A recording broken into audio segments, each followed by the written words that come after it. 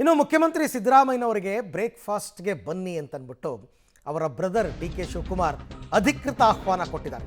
ತಿಂಡಿ ತಿನ್ನಲು ನಮ್ಮ ಮನೆಗೆ ಬನ್ನಿ, ಬ್ರೇಕ್ಫಾಸ್ಟ್ಗೆ ಬರುವಂತೆ ಸಿಎಂ ಸಿದ್ದರಾಮಯ್ಯಗೆ ಆಹ್ವಾನವನ್ನು ಕೊಟ್ಟಿದ್ದಾರೆ. ಅಧಿಕೃತವಾಗಿ ಆಹ್ವಾನ ನೀಡಿದ್ದಾರೆ ಡಿಸಿಎಂ ಡಿಕೆಶಿ.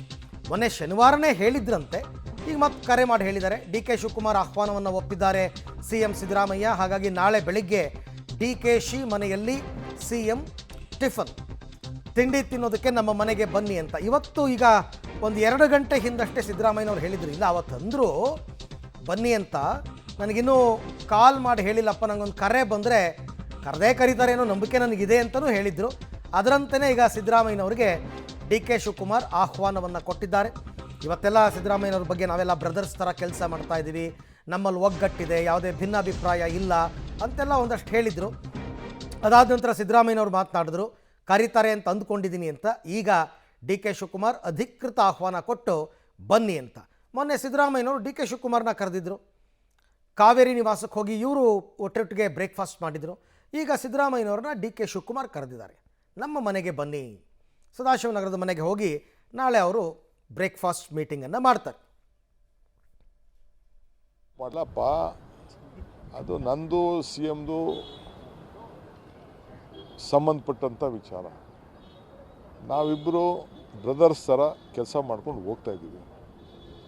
ನನಗೆ ಅವರು ಯಾವಾಗಲೂ ನಾವು ನಿಮ್ಮ ಒತ್ತಡಕ್ಕೆ ನಾವು ಓದೋ ಅಷ್ಟೇ, ನಮಗೇನು ಅವಶ್ಯಕತೆ ಇರಲಿಲ್ಲ. ನಾವು ಯಾವುದು ನೀವು ಹೇಳ್ತಾ ಇದ್ದೀರಲ್ಲ ಗುಂಪು ಗುಂಪು ಗುಂಪು, ಯಾವ ಗುಂಪು ಇಲ್ಲ ಏನಿಲ್ಲ. ನೀವು ಗುಂಪು ಮಾಡ್ತಾಯಿದ್ದೀರಿ, ಡಿ ಕೆ ಅದೊಂದು ಗುಂಪು, ಸಿದ್ದರಾಮಯ್ಯನವ್ರೊಂದು ಗುಂಪು, ಅವ್ರದ್ದೊಂದು ಗುಂಪು ಅಂತ ಮಾಡ್ತಾಯಿದ್ದೀನಿ. ನಾನು ಯಾವ ಗುಂಪು ಇಲ್ಲ.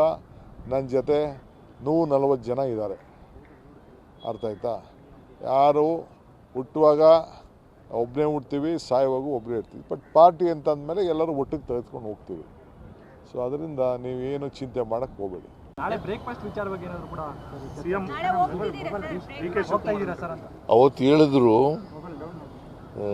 ಮಂಗಳವಾರ ಬ್ರೇಕ್ಫಾಸ್ಟ್ ನಮ್ಮ ಮನೆಗೆ ಬಂದ್ಬಿಡಿ ಅಂತ. ಸೊ ನನಗೆ ಇವತ್ತು ಈ ಗಳಿಗೆವರೆಗೆ ಕರೆ ಬಂದಿಲ್ಲ. ಅವತ್ತು ಹೇಳಿದ್ದದು ಮೊನ್ನೆ.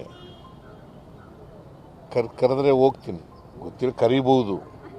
ಕರೀತಾರೆ ಅಂತ ಅಂದ್ಕೊಂಡಿದ್ದೀನಿ.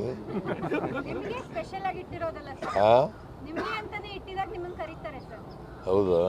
ಇನ್ನೂ ಕರಿಬೋದಮ್ಮ, ಬೇಡವಾ? ಅಲ್ಲಿಗೆ ಇದು ಅಧಿಕೃತವಾಯಿತು ಕಾರ್ಯಕ್ರಮ.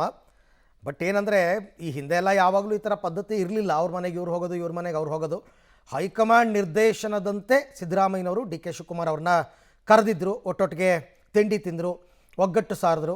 ಈಗ ಆಯ್ತಪ್ಪ, ನೀವು ನಮ್ಮ ಮನೆಗೆ ಬಂದ್ರಲ್ಲ, ನಾವು ನಿಮ್ಮ ಮನೆಗೆ ಬರ್ತೀವಿ ಅನ್ನೋ ಲೆಕ್ಕಾಚಾರ ಅಷ್ಟೇ. ಸಿದ್ದರಾಮಯ್ಯನವರು ಹೋಗ್ತಾರೆ, ಹಲವಾರು ವಿಚಾರಗಳು ಚರ್ಚೆ ಆಗ್ಬೋದು. ಬಟ್ ಈ ಬ್ರೇಕ್ಫಾಸ್ಟ್ ಮೀಟಿಂಗಿಂದ ಏನು ಸಂದೇಶವನ್ನು ಕೊಡಬೇಕಾಗಿತ್ತೋ ಆ ಸಂದೇಶವನ್ನು ಈಗಾಗಲೇ ಆಲ್ರೆಡಿ ಇಬ್ಬರು ಕೊಟ್ಟಿದ್ದಾರೆ.